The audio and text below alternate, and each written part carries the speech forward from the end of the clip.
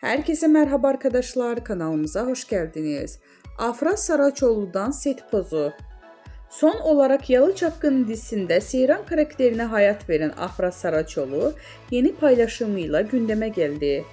Yalı Çapkını dizisinde 3 sezon boyunca Seyran karakterine hayat veren Afra Saraçoğlu oyunculuk performansıyla yanı sıra sosyal medya paylaşımlarıyla da adından söz ettiriyor. Öte yandan dizinin bitmesinin ardından dinleneceğini söyleyen Afra Saraçoğlu imaj değiştirmişti.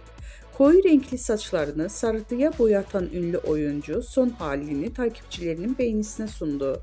Bizden bu kadar arkadaşlar. Videoların devamını gelmesini istiyorsanız da kanalımıza abone olmayı unutmayalım. Hoşça kalın.